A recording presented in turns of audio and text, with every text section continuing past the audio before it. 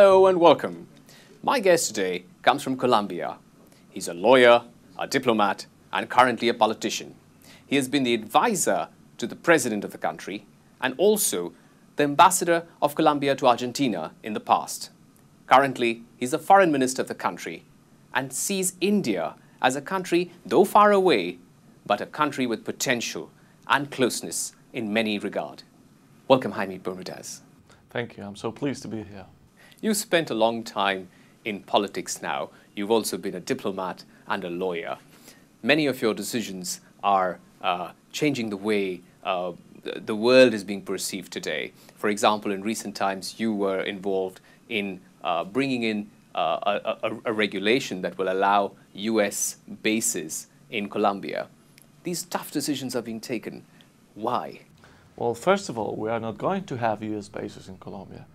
Those are going to be, as they've been in the past, Colombian bases. But we are very regulated access from certain capacities from the US. That's basically a cooperation agreement that we've had for ages. We're just implementing in the best manner the way we can proceed. And you know why? Because Colombia has suffered a lot from drugs and terrorist activities.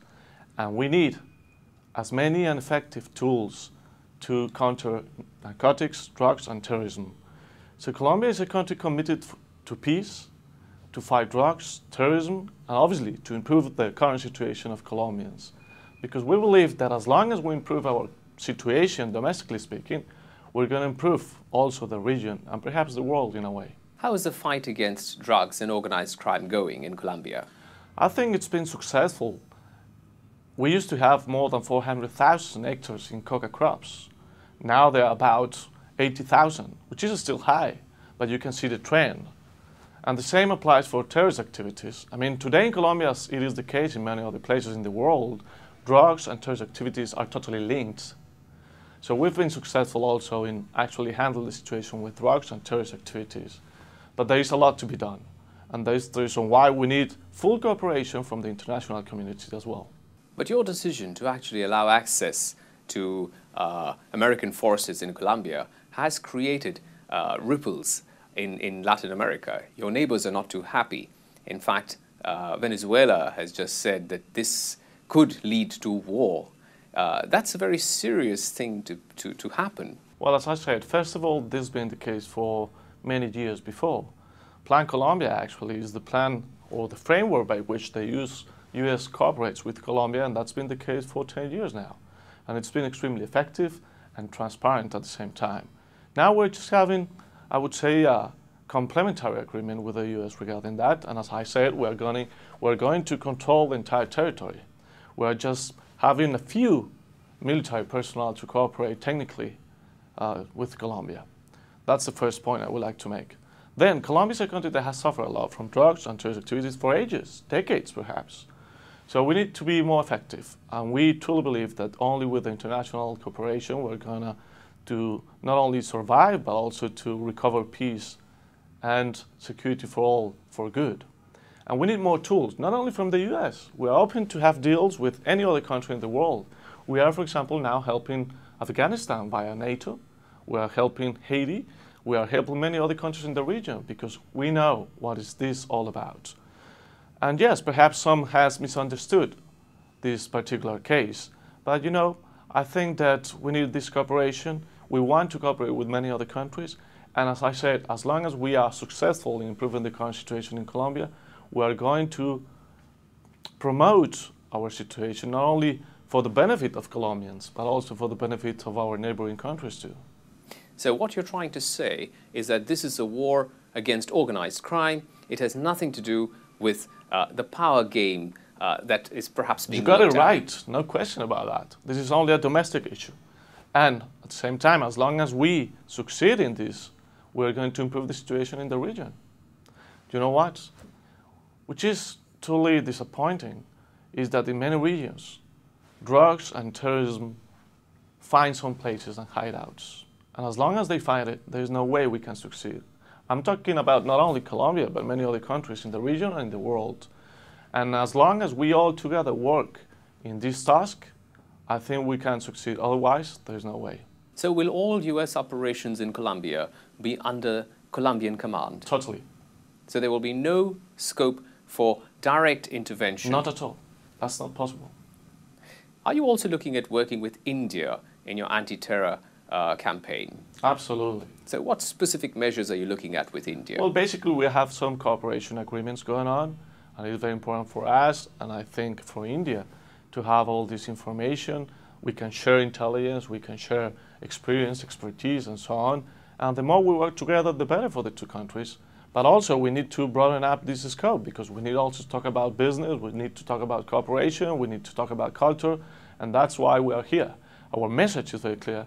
We would like to get closer to India, because we truly believe that for India, Colombia can be the hub in Latin America in many aspects. When we talk of terrorism, we have, of course, a different region, and we're looking at our regional problem where terrorists are coming from across the border. In many cases, we have even identified the areas where they come from, and we have taken it up with, for example, the Pakistani government, that terrorism is emanating from their soil.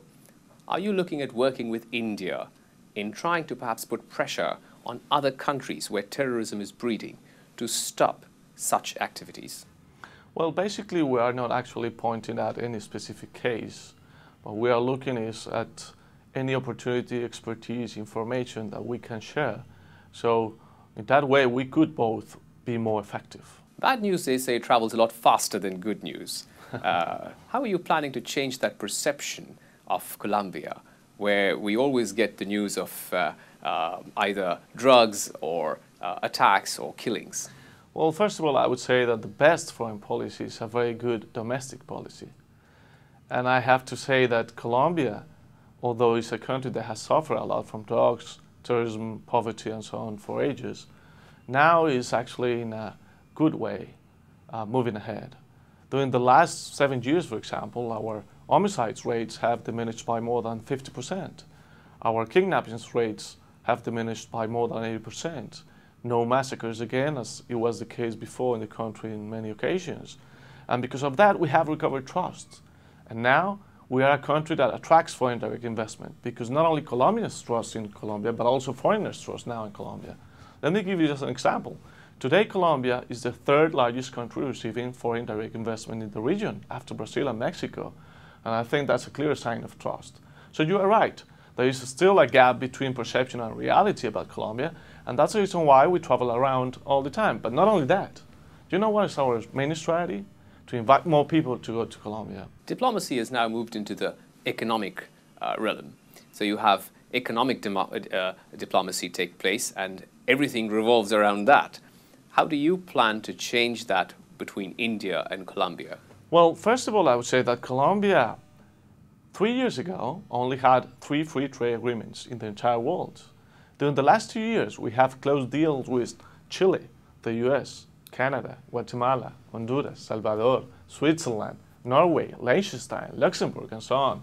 We are negotiating an agreement with the European Union. We are actually starting the negotiations with South Korea. And today, we are signing an agreement to protect investment with India. We did the same last year in November with China. So that's the main strategy we are dealing with now. We are looking for more options. We are looking for more opportunities in terms of investment, trade, and tourism. And because Colombia has recovered trust and now is a rather secure place to do business in, I think there is a great opportunity for the two countries, India and Colombia, to begin a new age.